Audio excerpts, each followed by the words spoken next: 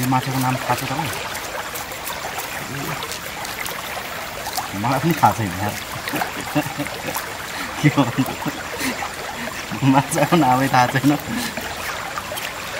खोलामा फसाउलास् कि फेरि तेरो बाघ घर छ फेरि।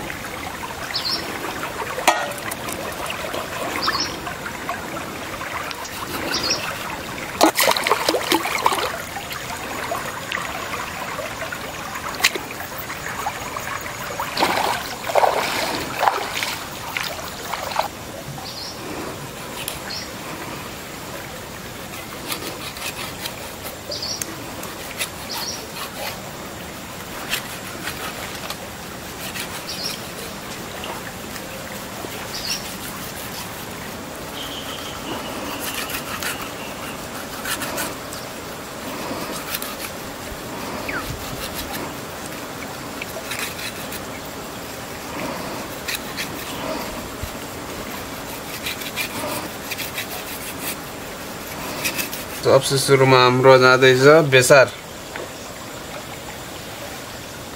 स्वाद अनुसार नुन,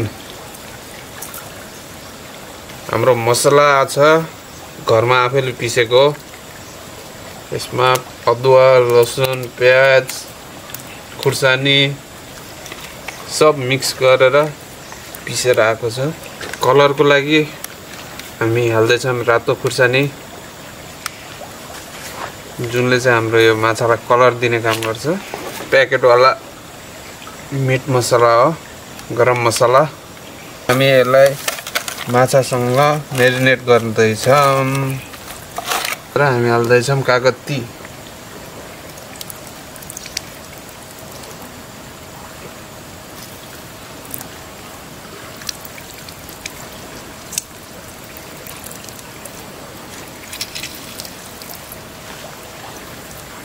हाम्रो माछा मेरिनेट गरेर रेडी भइसकेको छ। अब यसलाई हामीले केराको पातले ढाकेर 15 मिनेटको लागि छोडिदिनेछौँ।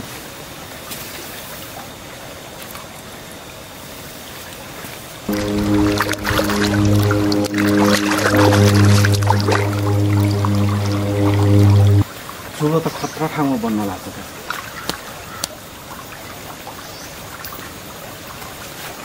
चुलो पनि रेडी भयो हाम्रो।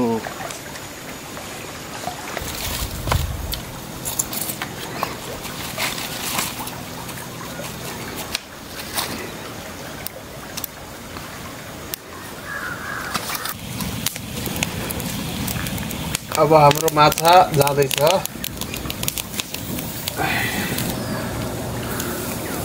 हाम्रो दुईटै माछा लागिसकेको छ।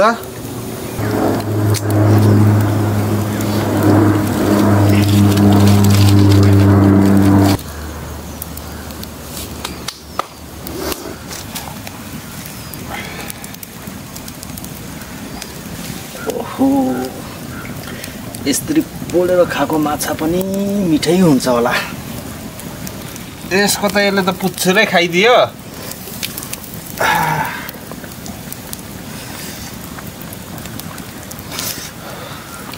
केराको पात छैन? ऊ त्यहाँ छ ल।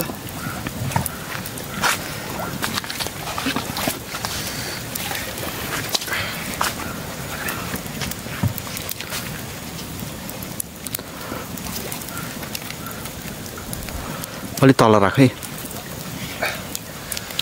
ठिकै ठाउँमा। यो मेरो माछा हो, त्यो तेरो माछा हो। हल्ला गर्छस्? त्यो मेरो माछा हो, यो तेरो माछा हो। पुच्छुर किन खाइस्? कहाँ मैले खाएँ? पुच्छुर किन खाइस् अघि त्यसको? पुच्छुरै खाइदियो यार। ठुलो माछा मेरो भने चाहिँ ठुलो माछा त्यो छ अनि।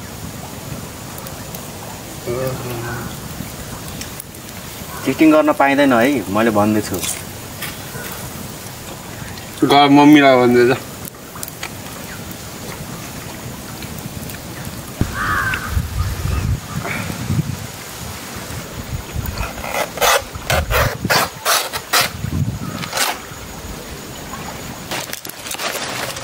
हामीहरूको माछा रेडी भइसकेको छ।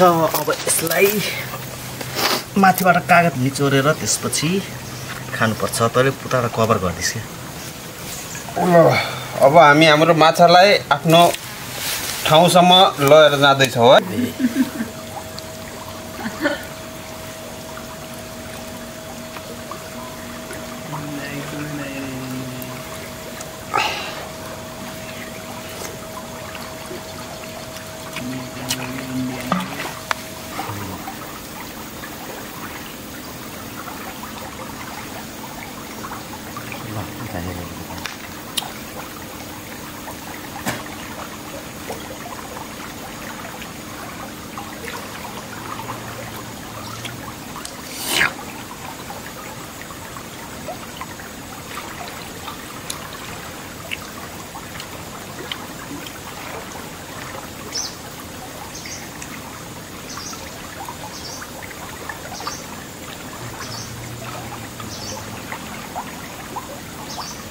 कस्तो दामी भएको छ होइन बनायो कसले त्यो दाइले आएन